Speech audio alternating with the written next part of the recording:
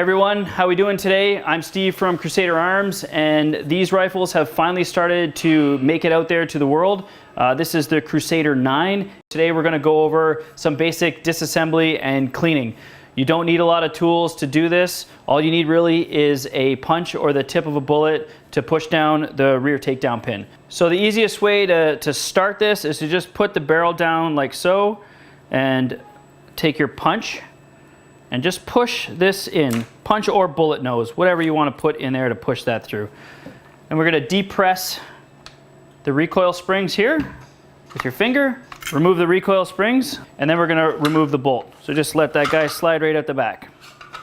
Now you can get in here, you can clean all this stuff, you can take your rag and wipe down everything, pull your bore brushes through, all that kind of good stuff that you'd typically do. And if you were going to adjust your trigger, this is where that happens. Consult Trigger Tech and how that's done properly. So this is the bolt here. You want to make sure we put a little bit of oil on the recoil rods. That's really the only place you need to put any sort of lubricant on this gun is right here, because these pieces ride together like this, and they're the only really contact points inside the rifle. Taking the bolt apart to clean inside with a firing pin is very simple as well. You just need a little punch to get inside this hole and pull the firing pin retaining pin out. Pull it out like so, and then your firing pin and spring will come out, and you can clean that as well. If you need to remove the extractor, you just need to punch the pin out that's right here.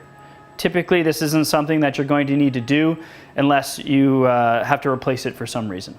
Once you're done cleaning your bolt, getting everything done in there, it looks good. Sometimes you have to take a scraper and scrape off carbon off the bolt face. This is a blowback gun, so this area of the bolt will get fairly dirty. Make sure you clean this really well. So you put the firing pin back in, you just drop this guy in here like so. As you can see here, the cotter pin is split apart.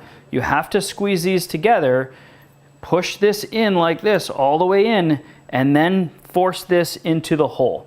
Once it's started in the hole, you can take a little hammer and you can tap it in the rest of the way, just like so.